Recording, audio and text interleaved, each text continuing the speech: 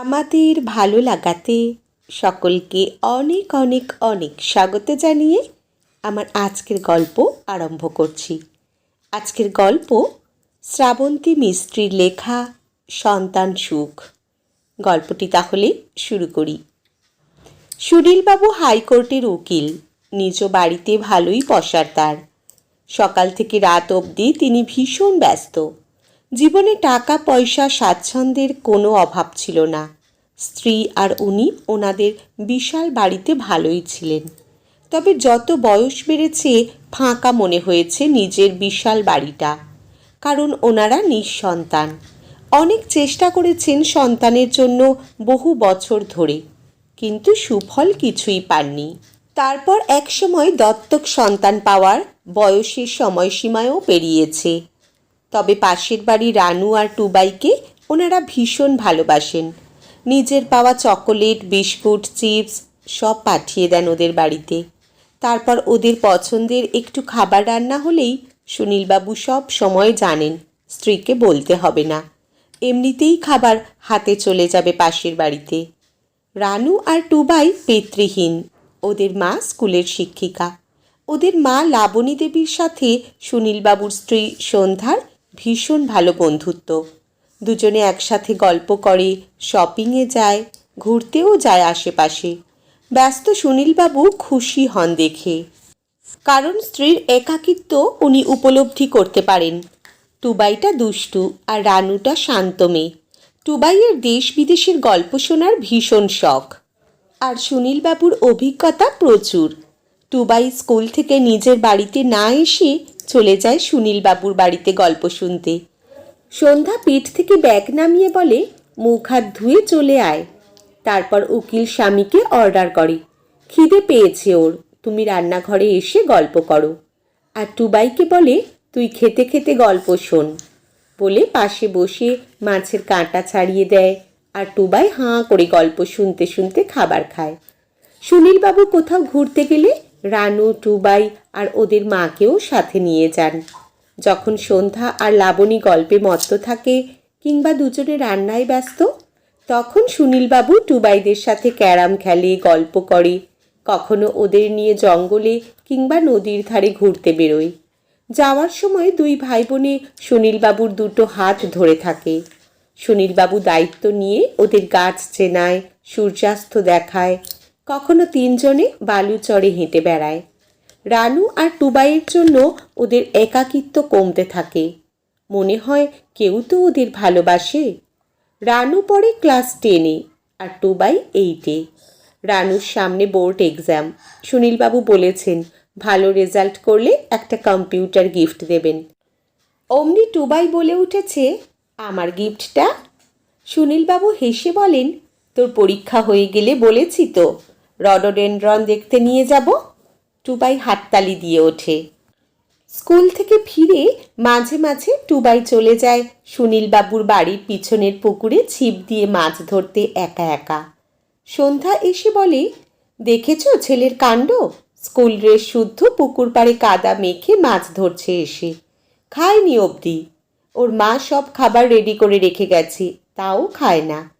এসব শুনে সুনীলবাবু আর বিছানায় বিশ্রাম নিতে না পেরে উঠে চলে যান পুকুর পাড়ে। বলেন, পেলি একটাও? তুই মাছ ধরবি বলে আমি পুকুর ভর্তি মাছ ফেললাম, আর তুই তাও বসে বসে মশার কামড় খাচ্ছিস। নে, তোর কাকিমা ফল পাঠিয়েছে, খেয়ে নে।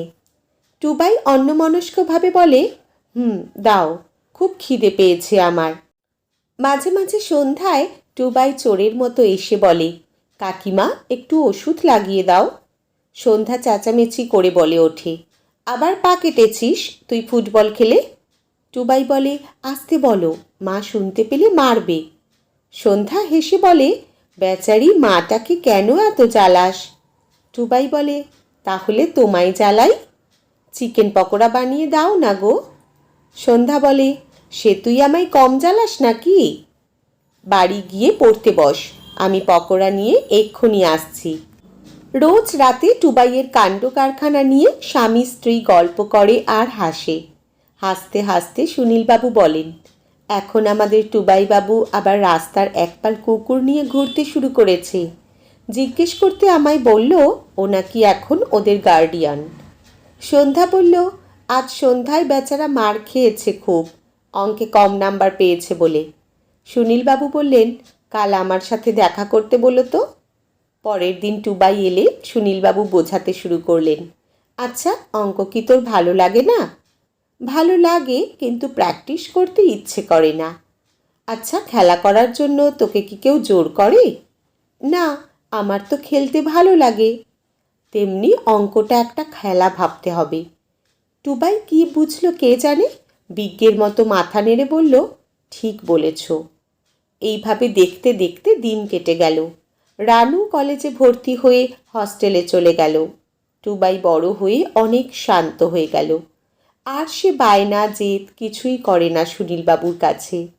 অনেকেই বলে পরই হয়, বুড়ো বয়সে ওরা তোমাদের দেখবে না, যতই করো ওদের জন্য। আজকালকার ছেলে মেয়ে নিজের বাবা মাকেই দেখে না। সুনীলবাবু বলেন, পর কে এখানে? আমি ওদের সন্তানের মতোই ভালোবাসি, আর কিছু রিটার্ন পাওয়ার আশায় ওদের জন্য কিছু করি না। টুবাইয়ের তখন ক্লাস 12। হঠাৎ অসুস্থ হয়ে পড়ল ওদের মা। চিকিৎসা চলল, সুনীলবাবু পাশে থাকলেন, কিন্তু লাবণী দেবীকে বাঁচানো গেল না। লাবণী দেবী সুনীলবাবু আর সন্ধ্যাকে হাত ধরে বলে গেল, আমি ছাড়া ওদের আত্মীয় বলতে তেমন কেউ নেই, ওদের দেখে রেখো, মানুষ করো। সন্ধ্যা নিজের বাড়ি চাকরকে দিয়ে টুবাইয়ের সব জিনিস আনালো। টুবাইয়ের ঘর নিজ হাতে সাজালো। সন্ধ্যা বলল, এখন থেকেই এখানে পড়বি, খাবি, ঘুমাবি, সামনে পরীক্ষা। সুনীলবাবু হেসে বললেন, আগে মায়ের পার্ট টাইম ডিউটি করতে, এখন থেকে ফুল টাইম ডিউটি শুরু। এখন সকাল সকাল উঠে সন্ধ্যা টিফিন বানায়। আগে কাজের লোক বানাতো। সকালে ব্রেকফাস্ট টেবিলে সুনীলবাবু দেখেন, ঘেমে নিয়ে সন্ধ্যা বলছে, ডিম সেদ্ধটা পুরোটা খা বলছি টুবাই। তারপর রানুকে ফোন করে খোঁজ নেয়। আগে সন্ধ্যা কাজ খুঁজে পেত না, এখন দুপুরের রান্না সে নিজে করে। এখন বেজায় ব্যস্ত সে। বিকেল 4টের অ্যালার্ম দিয়ে রাখে সে। 4টে বাজলে সন্ধ্যা দাঁড়ায় ব্যালকনিতে, অপেক্ষা করে কখন টুবাই ফিরবে। টুবাই ফিরলে নিজে হাতে ভাত বেড়ে পাশে বসিয়ে খাওয়ায়। টুবাই এরপর ঘরে বসে পড়ে। সামনে পরীক্ষা ওর। ঠিক 1 ঘন্টা পর 1 গ্লাস দুধ নিয়ে টুবাইয়ের সামনে হাজির হয় সন্ধ্যা। টুবাই দুধ খেলে সন্ধ্যা আঁচল দিয়ে ওর মুখ মুছিয়ে দেয়। সন্ধ্যায় মাস্টারমশাই পড়াতে আসেন টুবাইকে। এইভাবে একদিন সুনীলবাবু সন্ধ্যা দেবী ভুলেই গেল যে ওরা সন্তানের জন্ম দিতে পারেনি। সেবার দুর্গাপুজোতে রানুর মন খারাপ, ঠিক করেছিল বাড়িতে ফিরবে না। ফোনের এপার থেকে ভেসে এলো সুনীলবাবুর গলা, রানুমা বাড়িতে আসবি কবে? রানু বলল, তোমরা ভাইকে নিয়ে বেরো, মা নেই আর বাড়িতে যেতে ইচ্ছে করছে না। সুনীলবাবু বলেন, তাহলে আমরা কেউ এবছর ঠাকুর দেখব না। বহু বছর পর সন্ধ্যা দুর্গাপুজোয় খুব সেজেছে। সন্ধ্যার হাত ধরেছিল টুবাই, আর সুনীলবাবুকে হাত ধরে ঠাকুর দেখতে নিয়ে যাচ্ছিল রানু। দেখে মনে হচ্ছিল সম্পূর্ণ পরিবার। টুবাইয়ের উচ্চ মাধ্যমিক পরীক্ষার প্রথম দিন স্বামী স্ত্রী দুজনে গেছিল টুবাইকে নিয়ে পরীক্ষা দিতে। এখন প্রত্যেকটা পরীক্ষাতে সন্ধ্যা গিয়ে অপেক্ষা করে টুবাইয়ের জন্য। পরীক্ষা দিয়ে বেরোলেই জল খাওয়ায়। যখন টুবাইয়ের উচ্চ মাধ্যমিক পরীক্ষার রেজাল্ট বেরোলো, দেখা গেল খুব ভালো রেজাল্ট করেছে সে। 6টা বছর কেটে গেছে। হাসপাতালে ভর্তি সুনীলবাবু। অসুস্থ ছিলেন, এখন অনেকটা সুস্থ। ডাক্তার সুনীলবাবুকে বললেন, ভাগ্য করে ছেলে মেয়ে পেয়েছেন মশাই, আমাকে অস্থির করে ছাড়লো। আপনাকে না নিয়ে বোধহয় বাড়ি যাবে না ঠিক করেছে। যখন দেখি আপনার ছেলে ওয়েটিং জোনে বসে, আবার লোক বলে নাকি ছেলে মেয়ে বুড়ো বয়সে বাবা মাকে দেখে না, তাদের আপনার ছেলে মেয়েদের দেখানো উচিত। সুনীলবাবু গর্বের হাসি হাসলেন। এখন রানু আর ওর বর ওদের মায়ের বাড়িতে থাকে। ওদের ছোট্ট মেয়েকে নিয়ে সন্ধ্যা আর সুনীলবাবুর দিন কেটে যায়। সুনীলবাবু মহা ধুমধাম করে রানুর বিয়ে দিয়েছেন।